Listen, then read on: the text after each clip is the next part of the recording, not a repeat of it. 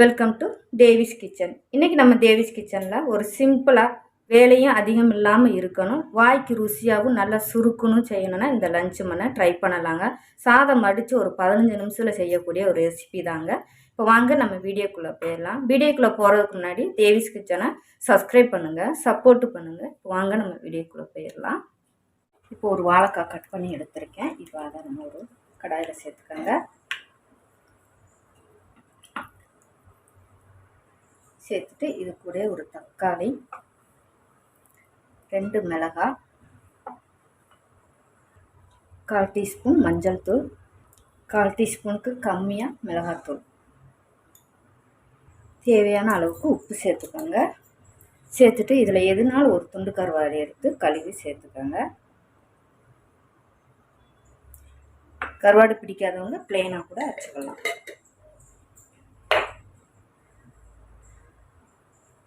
இப்போ இதில் நம்ம முங்குற அளவுக்கு தண்ணி சேர்த்துக்கோங்க. காய் நமக்கு ஸ்டவ் ஆன் பண்ணி உப்பெல்லாம் போட்டாச்சு. ஒரு 5 நிமிஷம் நம்ம ஹை ஃப்ளேமில் வச்சுட்டு கொதிக்க விட்டுக்கலாம். இது கொதிக்கட்டும். இப்போ இதில் ஒரு கைப்பிடி அளவுக்கு தேங்காய் சில்லு நறுக்கி எடுத்துருக்கேன். இப்போ அதையும் சேர்த்துக்கோங்க. கழுவிட்டு தான் நான் சேர்த்துருக்கேன். இதை கொஞ்சம் நம்ம க்ரஷ் பண்ணிவிட்டு தண்ணி ஊற்றி நல்லா நைஸாக அரைச்சி எடுத்துக்கோங்க. இப்போ தேங்காயும் அரைச்சி எடுத்தாச்சு. நல்லா கொதிக்குது. நமக்கு ஒரு வாழைக்காய் சீக்கிரமாக நமக்கு டக்குன்னு வெந்துருங்க.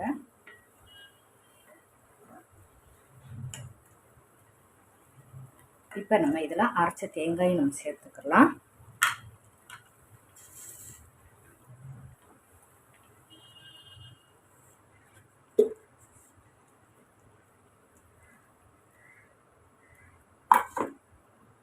இப்போ இதில் நம்ம மிக்ஸி கலந்த தண்ணியும் சேர்த்துக்கோங்க. சேர்த்துட்டு கலந்து விட்டுக்கோங்க.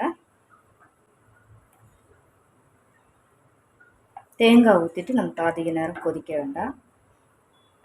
சும்மா ஒரு 2 நிமிஷம் நம்ம கொதிக்க விட்டு எடுத்துக்கலாம். ஹை ஃப்ளேமில் வச்சுட்டு கொதிக்க விட்டுக்கோங்க. இப்போ இந்த டயத்தில் நம்ம தேங்காய் அரைச்சி ஊற்றினால உப்பு எல்லாம் செக் பண்ணிக்கோங்க.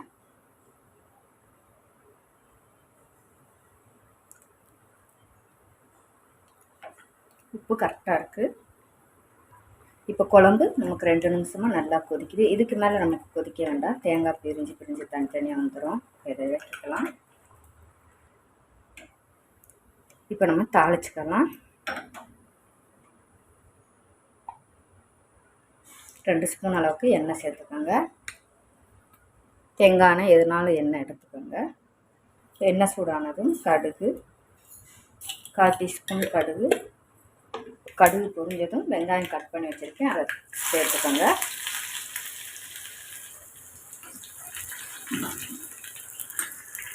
இதில் 2 வத்தல், கொஞ்சம் கருவேப்பிலை. இப்போ நம்ம இதில் தாளிப்பை சேர்த்துக்கலாம். அவ்வளோதாங்க, அருமையான குழம்பு இப்போ நமக்கு ரெடி ஆயிடுச்சு. இப்போ இது இருக்கட்டும். அடுத்து நம்ம பீட்ரூட் பொரியல் ரெடி பண்ணிக்கலாம். இப்போ நம்ம அடுத்து பீட்ரூட் பொரியலுக்கு ரெடி பண்ணிக்கலாம். அதுக்கு நான் ஒரு பீட்ரூட்டு நல்லா நைஸாக நீல வாக்கில் கட் பண்ணி எடுத்துருக்கேன். அதையும் சேர்த்துக்கோங்க. பீட்ரூட் பொரியல் இன்றைக்கி நான் வைக்கிற மாதிரி ஒரு நாளைக்கு வச்சு பாருங்கள், டேஸ்ட்டு நல்லாயிருக்கும். எப்பயும் மாதிரி ஒரே மாதிரி பீட்ரூட் வைக்காமல் இந்த மாதிரி வைக்கிறது ஒரு டேஸ்ட்டு நல்லாயிருக்கும். பீட்ரூட்டு ஒரு டக்குன்னு லஞ்சு மணி செஞ்சு ஒரு பொரியல் ரெசிபி பண்ணோன்னா இந்த மாதிரி பீட்ரூட் செஞ்சு பாருங்கள். ஒரு பல்லு பூண்டு நீல வாக்கில் நறுக்குனது, கொஞ்சம் கருவேப்பிலை, கொஞ்சமாக சின்ன வெங்காயம் அதுவும் நீல வாக்கில் நறுக்குனது, 1/4 டீஸ்பூன் மஞ்சள் தூள், 1/2 டீஸ்பூன் மிளகாத்தூள், ஒரு 10 ஜீரகம், பீட்ரூட்டுக்கு தேவையான உப்பு. இப்போ இதில் நம்ம பீட்ரூட் முங்குற அளவுக்கு தண்ணி சேர்த்துக்கோங்க. ரொம்ப தண்ணி வேண்டாம். ஏன்னா நைஸாக தான் நம்ம நீல வாக்கில் கட் பண்ணி சேர்த்துருக்கோம்.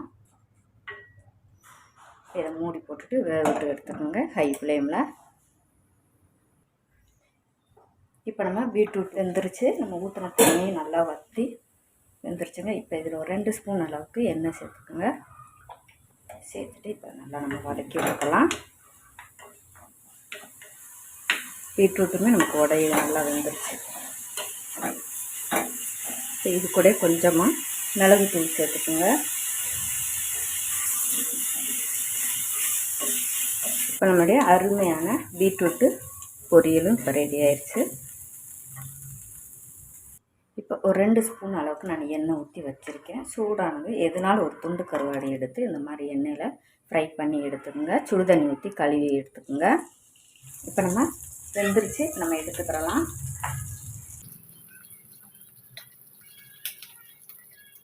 இப்போ நம்ம எடுத்தோம் பார்த்தீங்களா, இதில் இடிகளில் போட்டு ஒன்றும் பாதியமாக நம்ம இடித்து எடுத்துக்கலாம், இல்லைன்னா கைட்டோட நம்ம பிச்சுக்கலாம். இப்போ கடாய் சூடாகிடுச்சு. நம்ம ஏற்கனவே நம்ம கருவாடு ஃப்ரை பண்ணோம் பார்த்தீங்களா, அந்த எண்ணெயை நம்ம சேர்த்துக்கலாம். சேர்த்துட்டு இதில் கொஞ்சமாக சின்ன வெங்காயம் நான் நறுக்கி வச்சுருக்கேன் பொடியாக, கொஞ்சம் ஒரு பூண்டு சும்மா அப்படியே தட்டினா நசுக்கணும், அந்த வகையில் தட்டி எடுத்துக்கோங்க. இது கூட வெங்காயத்தை சேர்த்துக்கோங்க. சேர்த்துட்டு கருவேப்பிலை. இப்போ இந்த வெங்காயத்துக்கு ஒரு பிஞ்சு நம்ம உப்பு சேர்த்து வெங்காயத்தை வதக்கிக்குங்க. கொஞ்சமாக ஒரு பிஞ்சு ஜீரகம் பொடிச்சது இருந்தால் சேர்த்துக்கோங்க. 1/4 டீஸ்பூனுக்கும் கம்மியாக ஒன்றும் பதியமாக நான் சொன்ன மாதிரி எடுத்துக்கோங்க. எடுத்துட்டு அதையும் நம்ம வெங்காயத்தோட நம்ம சேர்த்துட்டு நல்லா முருக கிண்டி விட்டு எடுத்துக்கோங்க. ஏற்கனவே கருவாடில் உப்பு இருக்கும், அப்போ நம்ம உப்பு போட வேணும். இப்போ நம்ம கருவாடும் வெங்காயம் நல்லா உங்களுக்கு பார்த்தாலே தெரியும், நல்லா மொறுன்னு நல்லா ஃப்ரை பண்ணி எடுத்துக்கோங்க. இது மாதிரி நம்ம இப்போ ஸ்டவ் ஆஃப் பண்ணிவிட்டு தான் நம்ம பொடியெல்லாம் சேர்க்கணும். இப்போ ஸ்டவ் ஆஃப் பண்ணிக்கோங்க. ஆஃப் பண்ணிவிட்டு 1/4 டீஸ்பூனுக்கு கம்மியாக மிளகுத்தூள் சேர்த்துக்கோங்க.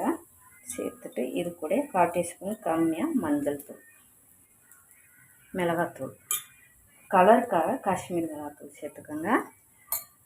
உப்பு ஒரு பிஞ்சு சேர்த்துக்கோங்க. ஏற்கனவே கடுவாரில் உப்பு இருக்கும், வெங்காயத்துலேயும் போட்டிருக்கோம்.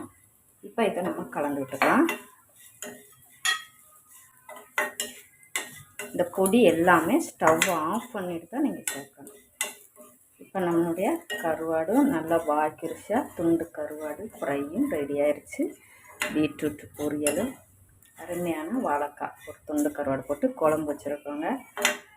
டக்குன்னு ஒரு லஞ்சு மணி சுருக்குன்னு செய்யணும்னா இதை செய்யலாம். ஈஸியாக வேலையும் முடியும், உங்களுக்கு வாய்க்கு ருசியாகவும் ஒரு லஞ்சு சாப்பிடுவீங்க. இதை இப்போ கிண்டுனதை ஈரம் இல்லாத பாத்திரத்தில் நீங்கள் எடுத்து வைக்கணும். அப்போ தான் கருவாடை நமக்கு சாப்பிடும்போது நல்லா முறுமுறுன்னு இருக்கும். இன்றைக்கி நம்ம தேவிஸ் கிச்சனில் ஒரு சாதம் வடித்து ஒரு 15 நிமிஷத்துக்குள்ளே நல்லா சிம்பிளாகவும் இருக்கணும், லஞ்சு மணி சுருக்குன்னு வாய்க்கு ருசியாகவும் இருக்குன்னா இந்த மாதிரி நீங்கள் ட்ரை பண்ணலாங்க. அதிகம் வேலை இல்லாமல் அருமையாக அன்றைக்கி துண்டு கருவாடு போட்டு நல்லா வாழைக்காய் கறியும் அதே மாதிரி துண்டு கருவாடு வறுவலும் பீட்ரூட்டு பொரியலும் தான் இன்றைக்கி நம்ம சிம்பிளாக பார்த்துருக்கோங்க. ரொம்பவே டேஸ்ட்டு சூப்பராக இருக்கும். ஒரு லஞ்சுக்கு சிம்பிளாகவும் டேஸ்ட்டாகவும் இருக்கும். ட்ரை பண்ணி பாருங்கள். இந்த ரெசிபி பிடிச்சிருந்தா தேவிஸ் கிச்சனை சப்ஸ்கிரைப் பண்ணுங்கள், சப்போர்ட்டு பண்ணுங்கள். நிறையா வீடியோ போட்டிருக்கேன், பிரேக்ஃபாஸ்ட்டு, டின்னர் ரெசிபி, ஒன் பாட்டெல்லாம், அதெல்லாம் போய் பாருங்கள். ரெசிபிலாம் பிடிச்சிருந்தா சப்ஸ்கிரைப் பண்ணுங்கள், சப்போர்ட்டு பண்ணுங்கள்.